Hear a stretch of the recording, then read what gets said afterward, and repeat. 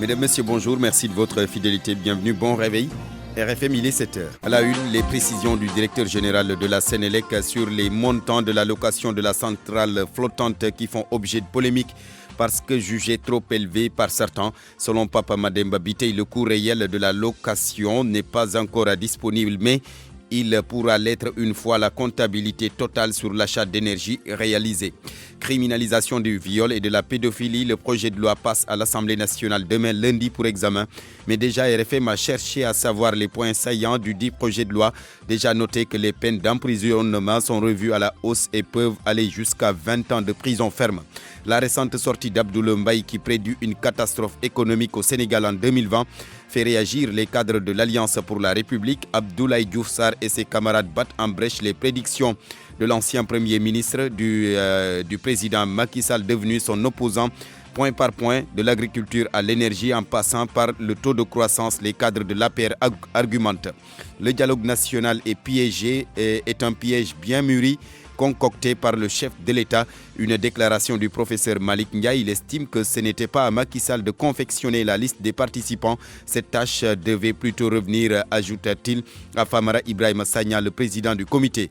Les Bissau-Guinéens encore aux urnes ce dimanche, c'est pour départager Domingo Simoes Pereira du PAIGC et Oumaro Sissoko Embalo du Modem. Arrivé premier et deuxième au terme du premier tour de la présidentielle. Quelques 760 000 électeurs sont appelés à voter. Tout est en place selon la Commission nationale des élections. Plusieurs missions d'observation déployées. Nous le verrons avec Lamine Ba, notre envoyé spécial à Bissau. Sport Week-end en fin de journal, ce sera avec Youssouf Boyan. Bienvenue, bon réveil matinal. Abdou Chama sur la technique de ce journal. Le directeur général de la Sénélec qui rejette les montants avancés par des Sénégalais concernant la location de la centrale flottante. Selon Papa Mademba Biteye, le coût réel de cette location pourra être connu une fois la comptabilité totale sur l'achat d'énergie réalisée ainsi que les paiements au courant de l'année. Le voici Papa Mademba Biteye au micro d'Abdou Diouf Diagne. Le 19 juillet 2019, nous avons perdu la centrale de Sendou de 115 MW, qui était la centrale la plus grosse du parc de production de Sénélec. Avec l'approche de la période de pointe, il fallait donc trouver une solution rapide pour mettre en service une centrale de puissance équivalente. Et également, l'autre contrainte qui est d'ordre économique, c'est qu'il fallait que cette puissance louée ne soit plus au gasoil comme c'était le cas depuis des années. Quand on regarde l'ensemble de ces deux conditions, les ingénieurs de Sénélec travaillaient là-dessus pour continuer les négociations sur un projet initialement entamé. Et c'est comme ça que nous avons négocié avec les Turcs pour louer une puissance de 120 MW à un prix qui est plus compétitif que le prix ici de la production de nos propres centrales. Il est clair que c'est une location. Nous ne payons que l'énergie que nous avons achetée avec cette location. C'est pour ça qu'on ne peut pas déterminer dès le départ les coûts de location de cette centrale. C'est à la fin, lorsque nous aurons pris et comptabilisé l'intégralité de l'énergie achetée durant l'année et les paiements effectués que nous pourrons déterminer le coût réel de cette centrale. Mais ce que je puis vous dire aujourd'hui, à part l'énergie de Manantali, cette centrale est la plus économique du parc de Sénélec. Papa Mademba Biteye, le directeur général de la Sénélec, il a tenu ses propos lors d'une rencontre avec le comité national du dialogue avec la clientèle de la Sénélec. Diarer, la coordination communale de PASTEF dénonce la hausse du prix de l'électricité.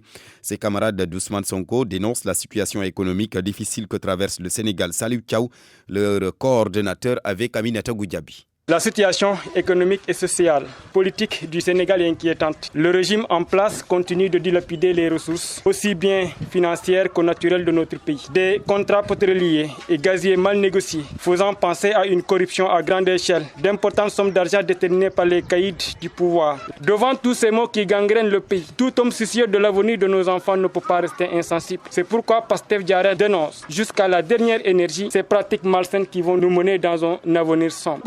Régime et lui demandons de surseoir à sa décision d'augmenter le prix de l'électricité après celui du riz, du ciment extra et de libérer sans délai et sans condition les frères arrêtés. Face au détournement répété et répétitif, nous invitons la justice à dire toute la lumière sur les affaires dites des députés, des semences et des 94 milliards. Salut Tchaou, le coordonnateur communal de PASTEF à Diarer. La récente sortie d'Abdoulaye Mbaye qui prédit une catastrophe économique au Sénégal en 2020. Cette récente sortie donc fait réagir les cadres de l'APR. Abdoulaye Diouf Sarr et ses camarades battent en brèche les prédictions de l'ancien premier ministre du président Macky Sall devenu son opposant. Point par point, de l'agriculture à l'énergie en passant par le taux de croissance, les cadres de l'APR argumentent. Abdoulaye Diouf Sarr, interrogé par Ibrahima Diamé. Parlons du taux de croissance. Vous dites que la croissance ne se mange pas, mais oui, moi je dis que la croissance se mange. Parce que les déterminants de la croissance sont les éléments qui fondent notre quotidien. Par conséquent, si la croissance grimpe, c'est parce que le pays va bien. Une croissance qui quitte 2% pour se stabiliser à 7% et qui progresse. Comment un ex-premier ministre qui de surcroît se dit économiste peut-il prédire une catastrophe dans ce pays? Je dis non. Autre élément important, c'est le budget de l'État. Nous avons trouvé un budget de 2 000 milliards. Notre budget est aujourd'hui supérieur à 4 000 milliards. Pendant que la pression fiscale n'a pas augmenté, c'est parce que nous faisons de bons résultats au plan économique. Mais comment un ex-premier ministre peut se permettre de parler de catastrophe en 2020? Non, il n'y aura pas de catastrophe en 2020. Il n'y aura pas de catastrophe parce que le président Macky Sall a remarquablement gagné les élections, 58%. Et dans sa maturité, dans sa clairvoyance, dans son sens de responsabilité, a appelé les Sénégalais au dialogue national. Il n'y aura pas de catastrophe. Le pays va bien au plan économique et le dialogue est en train de s'installer pour mettre en place les bases de la stabilité politique pour nous installer définitivement sur le de l'émergence. Il n'y aura pas de catastrophe. Donc, Monsieur l'ex-premier ministre a fait une erreur manifeste d'appréciation. Abdoulaye Diouf Sarr, le coordonnateur des cadres de l'APR, je rappelle qu'il a tenu ses propos en marge d'un meeting Sargal Macky Sall organisé ce samedi. Le président Macky Sall, justement, il ne devait pas confectionner la liste des participants au dialogue national. Le professeur Malick Ndiaye estime que cette tâche devait revenir au président du comité Famara Ibrahima Sagna. L'enseignant membre de la société civile en conclut que le dialogue national est piégé. Le voici, le professeur Malick Ndiaye au téléphone avec Macoumba Bey. Les gens n'ont pas confiance en Macky Sall. La preuve, il a essayé de mettre des gens du PDS sans consulter le PDS. Mais ce n'est pas seulement le PDS. Chez les enseignants, je ne donne pas de nom, mais sur les réseaux sociaux, il y a des groupes d'enseignants représentatifs. Je voudrais savoir vraiment que le président retrouve ses esprits, parce que cette méthode-là qui a été utilisée est une méthode qui a piégé la confiance nationale collective sur Famara Ibrahima Sagna, qui était au-dessus des problèmes particuliers. Aujourd'hui, Famara a été piégé par une liste élaborée non pas sur la base du consensus et de la représentativité, mais sur la base de méthodes des tailleurs constitutionnels ou des trotsko-gauchistes et maoïstes qui entourent le président. Donc, je crois que nous sommes dans une situation où il faut, féliciter le président pour avoir appelé le 28 mai dernier ceux qui voulaient, ceux qui sont partis d'eux-mêmes. Eh bien, c'était très bien, c'était un début, mais lorsque le 26 s'est tenu, il y a des gens non représentatifs de leur milieu, de leur secteur. Le professeur Malick Ndiaye, il est 7h09. RFM, fréquente modulation, 94.0, la radio en puissance. Je vous l'annonçais en titre, le projet de loi criminalisant le viol et la pédophilie va être soumis à l'examen des députés lundi prochain, demain donc. En attendant, RFM a essayé de savoir les points saillants de cette initiative gouvernementale. Déjà, la peine est passée d'un mois à 10 ans jusqu'à 10 à 20 ans de prison ferme. Les détails avec Seydou Nourouba.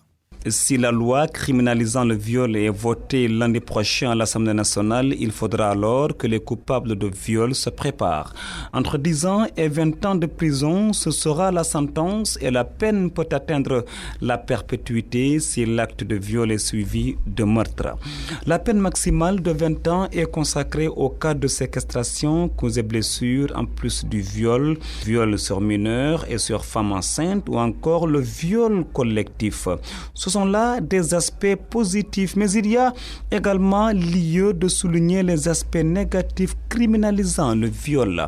Les procédures peuvent prendre plusieurs années et qui peuvent réveiller chez les victimes de douloureux souvenirs, entre autres aspects négatifs de cette loi criminalisant le viol au Sénégal. Seydou Nourouba sur les points saillants de ce projet de loi criminalisant le viol et la pédophilie au Sénégal. Je rappelle que le projet de loi passe lundi à l'Assemblée nationale. Il sera donc examiné par les députés.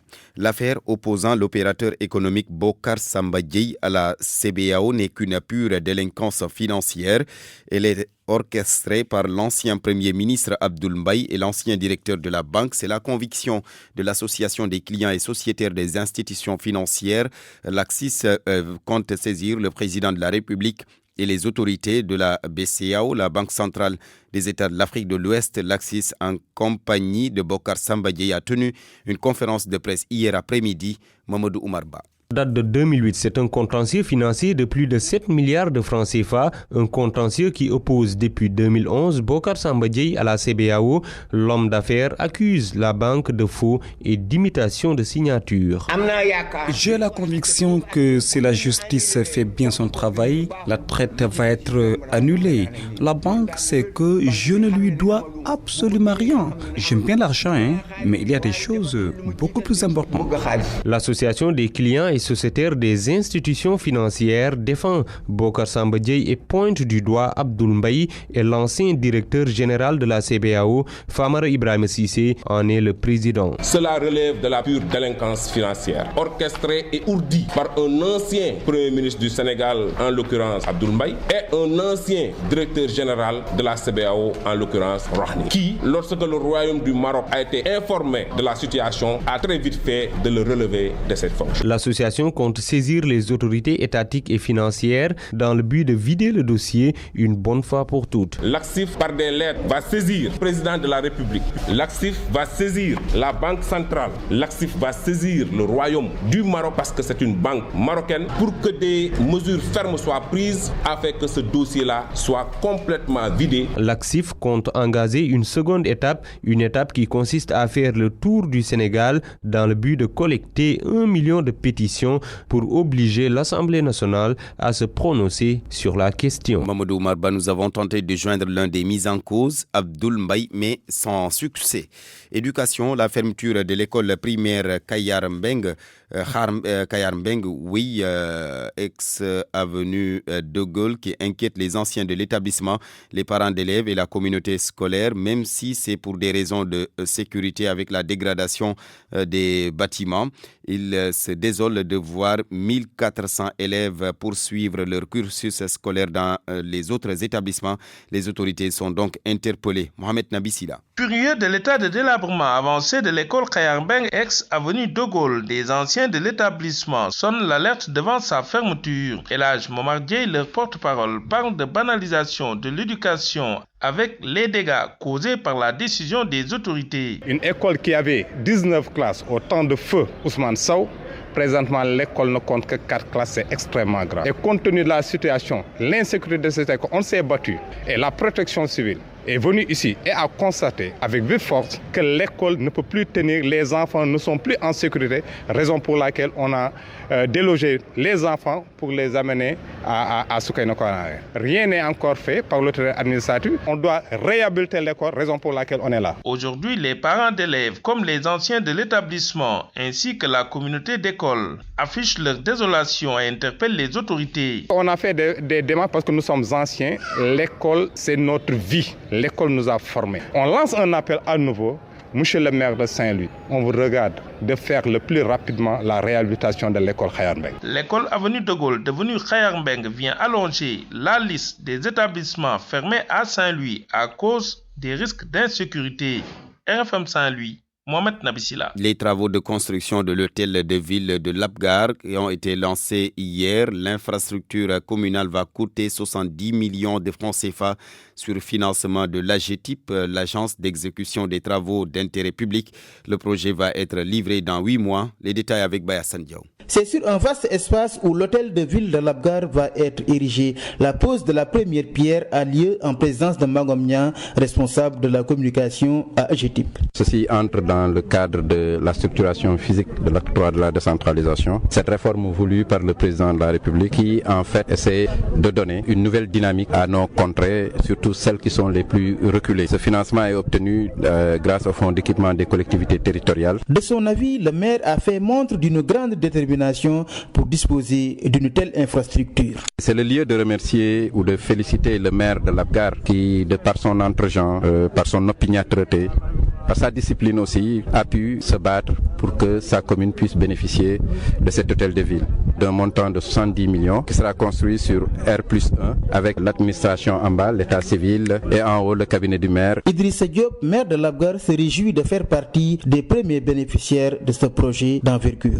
Donc la demande a été formulée il y a de cela 2 ans et on était en train de suivre pour que la demande puisse être en tout cas réalisée à travers la GTIP. Donc avec le directeur Elhadji Malick Gaye ainsi que M. Mangom Niang, donc je les ai suivis, j'ai fait vraiment le coaching qu'il fallait pour que la GTIP puisse en tout cas du lot des 4 communes qui ont été gagnées par l'entrepreneur, donc avec l'enveloppe disponible, que Labgar puisse être la commune pilote. L'ouvrage qui devrait durer 8 mois tout au plus va permettre à la commune de Labgar de bénéficier d'infrastructures sociales de base.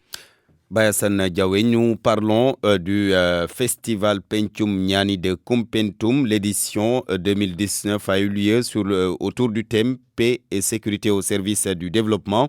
Mais l'ombre du commandant Tamsir Sané, qui a été tué par des malfaiteurs, a plané sur ce festival Pencum Niani de Koumpentoum.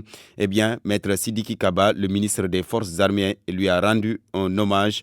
Un vibrant hommage d'ailleurs. Je rappelle que Sidiki Kaba est le parrain de l'édition 2019. Moussa Oumar Gueye. Un vibrant hommage a été rendu lors du festival Pencum Niani au défunt commandant Tamsir Sané de la brigade gendarmerie de Koumpentoum, tué au mois d'août dernier.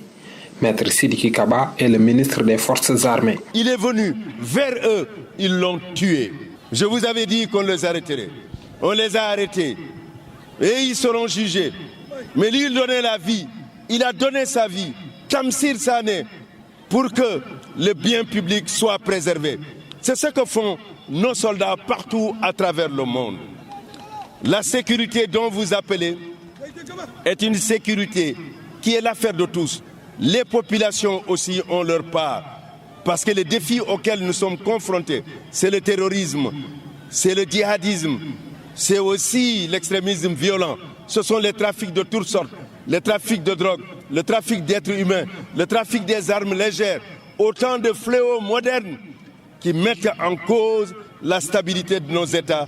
Regardez ce qui se passe autour de nous. Sidiki Kaba, le parrain du festival Pencum Niani, se félicite de la participation de la Gambie et du Congo-Brazzaville et promet de rehausser le niveau de cette activité culturelle et socio-économique vers une dimension internationale.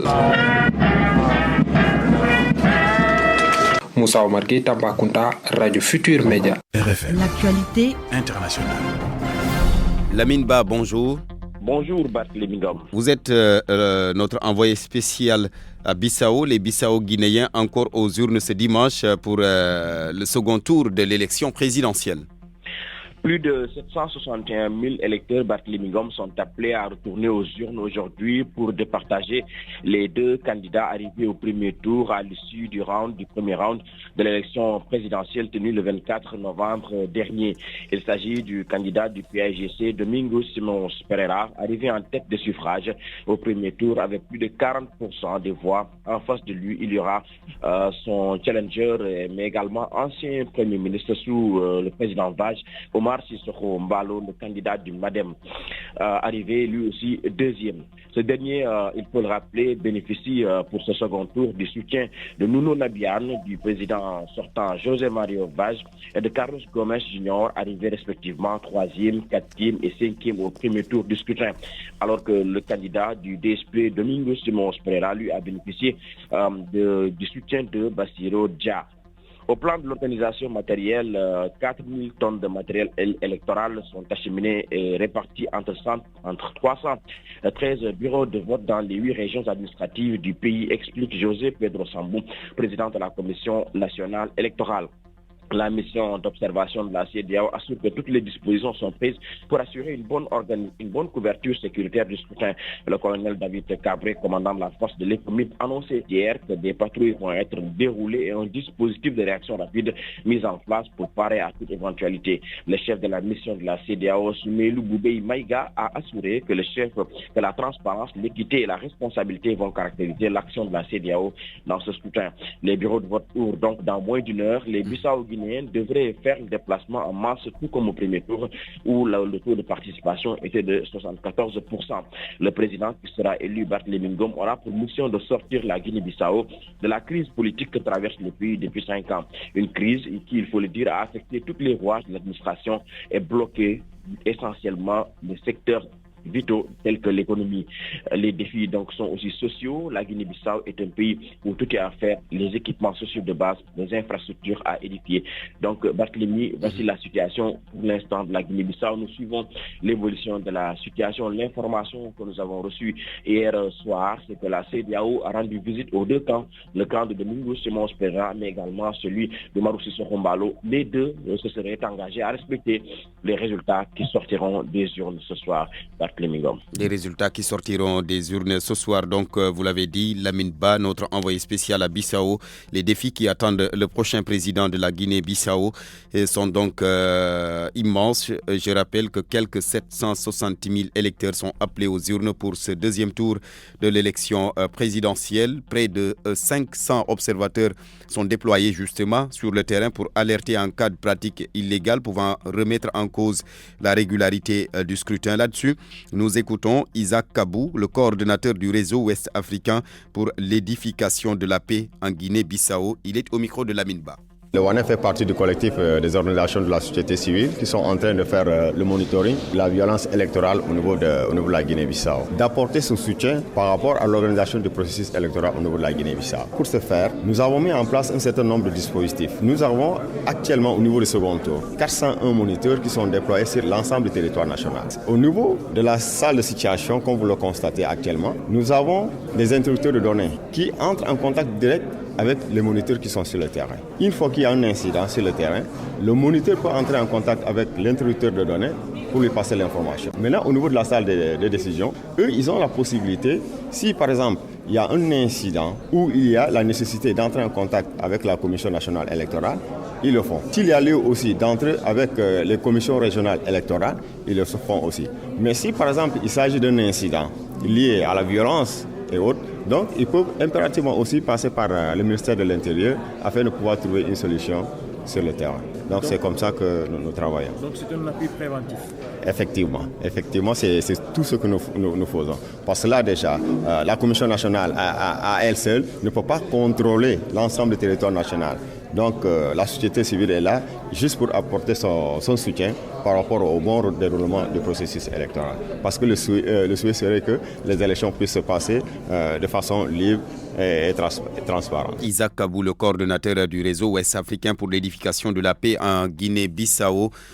Nous allons donc, RFM va suivre de près ce deuxième tour de l'élection présidentielle à Bissau. Et puis en Somalie, pour terminer avec ce drame, 78 personnes ont été tuées dans un attentat à la voiture piégée hier à Mogadiscio. Cette attaque n'a pas encore été revendiquée, mais la Somalie est depuis quelques mois la cible des islamistes Shebab.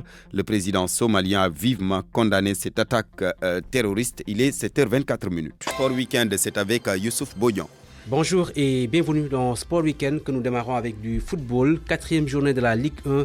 Hier, le leader est tombé à Rufisque, victoire de Teungueth FC sur Dakar Sacré-Cœur 2-0. Doublé de Bouli Junior Sambou à la 12e et 35e minute. Youssouf Dabo plutôt satisfait de la prestation de son équipe. Ses propos sont recueillis par Abdoulaye Diouf. 3 points de plus, ça fait plaisir. Ça fait toujours plaisir de gagner. Surtout que lors du premier match à domicile, je pense qu'on n'a pas été très bon. Aujourd'hui, on s'est plus ou moins racheté face à une belle équipe de Dakar Sacré-Cœur qui nous a aussi posé quelques difficultés, notamment dans la zone médiane où ils avaient beaucoup de joueurs disponibles quand ils avaient le ballon. Et défensivement, on était parfois trop loin de l'adversaire pour rester au contact. C'est une situation, je pense, qu'on a plus ou moins réglée en deuxième mi-temps. En premier mi-temps, ils nous ont posé beaucoup de difficultés.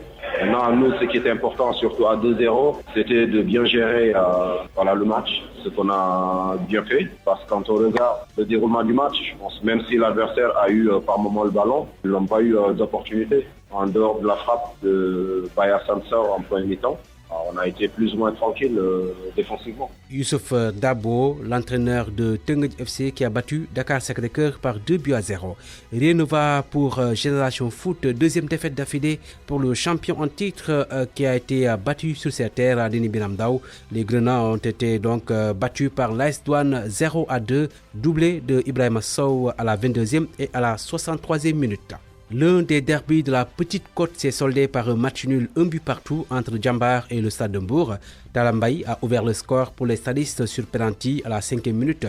Cheikh Amadou Bambadjan a égalisé à la 47e minute pour Djambar. C'est la 6e réalisation de l'actuel meilleur buteur de la Ligue 1 sénégalaise. Malgré tout, Djambar a été donc accroché à domicile. Son entraîneur n'est pas du tout content de l'arbitrage, Boubacar Gadiaga. C'est souvent difficile, les derbys, c'est très compliqué, mais je pense qu'aujourd'hui, on avait à cœur de faire un bon match, de gagner ce match, mais malheureusement, on est tombé sur une équipe qui s'est bien défendue, qui a beaucoup de discipline défensivement, donc après, derrière, on a eu du mal à se procurer beaucoup d'occasions, mais bon, je pense que dans l'ensemble du match, le point qu'on prend, c'est amer, mais je pense qu'on aurait été un peu mieux, mais bon, on accepte ça, mais il y a beaucoup de faits de jeu qui font mal, c'est que, comme la semaine, il y a 2 semaines ici, les arbitres nous font beaucoup mal. Je pense que les arbitres, aujourd'hui, ils passent leur temps à gérer des matchs. On arrive, il y a des tenues à respecter. On est venu en ensemble blanc, ils doivent porter du rouge et ils portent des chaussettes blanches. C'est pas ça leur couleur. Et l'arbitre dit que moi, ça ne me gêne pas. C'est inacceptable. Les joueurs, ça nous gêne, nous, les joueurs. Je pense que ces gens-là oublient qu'on est des professionnels, que nous, on travaille des semaines et des semaines pour mettre des choses en place et ils viennent là pour gérer des états d'âme, mais ils sont pas bons, ces arbitres-là. Moi, je fais Issa Assi, c'est celui qu'on compte sur l'équipe nationale, mais il est pas bon. Honnêtement, ça me désole de voir un international à ce niveau-là. C'est faible. Mais il faut qu'ils arrêtent. On est professionnels, on se fie au texte. Nous, on travaille, c'est notre métier, c'est notre gagne-pain. Il faut qu'ils fassent les choses honnêtement, ces arbitres-là. Ils sont pas bons. Je le dis d'une manière honnête. Ils sont pas bons. Boubacar Gadiaga, entraîneur de Djambar, donc tenu en échec par le Stade de Mbour qui enregistre son premier point après 4 journées. Il y a du mieux, même si il reste encore à faire. Propos de l'entraîneur du Stade de Mbour, Cheikh Gueye. Vous avez vu le but à la 46e minute, la passivité défensive qui nous a coûté les 3 derniers matchs, nous a coûté 2 points. Mais il faut encourager et féliciter les gosses parce que dans la situation à laquelle on était, venir ici et faire un bon résultat à Djambar, c'était pas tout évident. Après une défaite, l'entraîneur surtout est mort, il ne vit plus. L'entourage de l'entraîneur aussi ne vit plus. Donc après avoir un résultat positif, je pense que c'est un regain de confiance, une confiance qu'on n'avait pas du tout perdue. Mais ce point-là, ça me réconforte sur mon travail. Aujourd'hui, on a démontré que nous sommes une équipe. Certes, sur le plan offensif, nous sommes un peu faibles. On va y travailler. Mais pour vous dire vrai, ce point-là nous réconforte et me donne encore beaucoup plus de confiance et me met encore en exergue sur le travail que je fais. Vu le match, ça veut dire que l'équipe est en train de se former. L'équipe n'a jamais été une équipe bien formée, sauf que, vous savez, ce sont des faits de match. Contre la Douane, vous avez vu un fait de match, on a perdu ce match. Contre Dakar Sacré-Cœur, on a les occasions, on le perd. Contre Teungueth FC, on n'était pas inexistant en première période et on a perdu ce match. Aujourd'hui, durant toute la partie, on a vu des gosses très conquérants et on a eu un résultat positif. Le football, il n'y a pas de secret. Il faut travailler. Moi, de toute façon, on me reproche cela, mais il y a des choses irrationnelles que je ne crois pas. Je crois qu'au travail, et je vais perdre avec le travail et je vais gagner avec le travail. Les choses irrationnelles, j'y pense jamais. Les propos des 2 entraîneurs recueillis à Mbour par Ibou Bari. Au stade Ibrahima Boy de Djarem, match nul vierge entre NGB et AS Pikine, 0 partout. C'était sous les yeux de Ndongoka. L'AS Pikine cale à nouveau, mais cette fois sur le terrain de NGB. Pendant 90 minutes, les Pikinois étaient méconnaissables dans le jeu. Beaucoup de pertes de balles, une attaque qui avait du mal à inquiéter le gardien de but adverse et à l'arrivée, aucun tir cadré réussi. Massamba Sissé, entraîneur de l'AS Pikine. C'est un peu compliqué. Vous voyez, Niaritali, ils ont joué en 3-5-2. C'est pas facile d'avoir des occasions quand ils jouent avec eux. Ils faisaient des fois de mauvais choix et voilà, ça nous a un peu pénalisé. Les garçons doivent se saisir et que voilà, dans les 30 mètres adverses, essayer de tenter beaucoup de choses. Moi, je pense que c'est ça qui les manque aujourd'hui. Dans cette rencontre, l'équipe de Niary Tally a montré beaucoup plus d'envie. Soutenue derrière par une solide défense, l'attaque de NGB s'est procuré 2 belles occasions qui pouvaient changer le score du match. 34e minute, Alassane Sow envoie un tir à l'entrée de la surface. Le portier pékinois est complètement battu, mais sauvé par son poteau droit. En seconde période, à la 66e minute, la tentative de Youssou Diop heurte encore le montant de El Hadji Malick Diambang. Pape Thiaw, coach de Niary Tally. Les occasions, quand on ne les met pas, on ne gagne pas. Donc voilà, aujourd'hui, on en a loupé tellement. Mais bon, je dirais manque de réussite, parce que quand même, on touche 2 fois le montant, poteau extérieur, dommage. On avait vu que dès les premières minutes, ils aimaient bien mettre les ballons dans le dos de la défense et gagner le deuxième ballon. Et une fois qu'on a vu ça, donc ils étaient en difficulté. Et dommage qu'on ne part pas avec les 3 points, mais après c'est le football. Provisoirement, l'AS Pikine occupe la 3e place du classement avec 8 points. NGB reste 8e avec 5 points. Ndongaka Guédiawaye, RFM. Ndongaka, merci. La suite de la 4e journée de Ligue 1, aujourd'hui dimanche, avec un classique au stade Alassane Djigo à 16h30. Jaraaf Casa Sport, les Verts et Blancs de la Médina, sont 11e avec 1 point en 3 journées. Ils auront en face une équipe de Ziguinchor 7e avec 6 points, soit 2 victoires consécutives. Au stade Caroline Faye, toujours ce dimanche, Mbour Petite Côte reçoit Snaps de Thiès à 16h30. Au stade Albouri Ndiaye, Njambour de Louga, US Gorée à 17h. En Ligue 2, début de la 4e journée au stade Massensen de Fatick hier, match nul entre Diamano et Guédiawaye Pro, 0 partout. La suite donc ce dimanche avec le leader US Ouakam qui reçoit EJ Fatick à 17h au stade Amadou Barry de Guédiawaye, mais avant à 15h, Duc Sonacos. Au stade Lat Dior de Thiès, Thiès FC joue le Port à 15h30. En seconde heure, Africa Promo Foot Keur Madior à 17h30. Au stade Mawade Wade de Saint-Louis, Linguère reçoit la Renaissance de Dakar. Un match prévu à 16h30. Et puis lundi, au stade Caroline Faye, Demba Diop FC, Amitié FC à 16h30. Nous quittons le Sénégal pour faire un tour sur le continent. 3e journée de la Ligue des champions africaine. Le Wydad de Casablanca qui bat Petro Luanda de l'Angola par 4-1. Al-Ahli de l'Égypte qui domine le Football Club Platinium de l'Afrique du Sud par 2-0. L'USM Alger battu à domicile par les Mamelodi Sundowns de l'Afrique du Sud 0-1. Étoile Sahel de la Tunisie, Al-Hilal de la Libye 1-0 pour les Libyens. Et puis vendredi, le Raja de Casablanca a battu la JS Kabylie de l'Algérie 2-0. Jesco United de la Zambie, Zamalek de l'Égypte 1 but partout. Direction l'Angleterre où la 20e journée de la Premier League a démarré. Ismaïla Sarr encore buteur pour Watford qui a battu Aston Villa par 3-0. L'international sénégalais a inscrit le 3e but de son équipe. C'est son 2e but en Premier League cette saison. C'est la 3e victoire de Watford en 20 journées de Premier League. Les Hornets qui sont donc 19e à 3 points des Villains derniers de la Premier League. Southampton Crystal Palace 1-1. Cheikhou Kouyaté est entré à 5 minutes de la fin. Newcastle a été battu à domicile 1-2 par Everton qui enchaîne une 2e victoire avec Ancelotti sur le banc. Tottenham de José Mourinho qui arrache le nul à Norwich 2 buts partout. West Ham battu à domicile par Leicester 1-2. Brighton qui domine l'équipe de Bournemouth 2-0. Et puis Burnley battu à domicile par Manchester United. Le but des Mancuniens a été marqué par Anthony Martial à la 44e minute de jeu. La suite de la 20e journée de Premier League ce dimanche avec un choc Arsenal-Chelsea à 14h. Les Gunners sont 13e à 8 points des Blues qui sont 4e. C'est aussi le duel entre les plus jeunes entraîneurs de la Premier League. Michael Arteta, 37 ans, face à Frank Lampard, 41 ans. Liverpool de Sadio Mané reçoit Wolverhampton à 16h30. Manchester United, Sheffield United à 18h.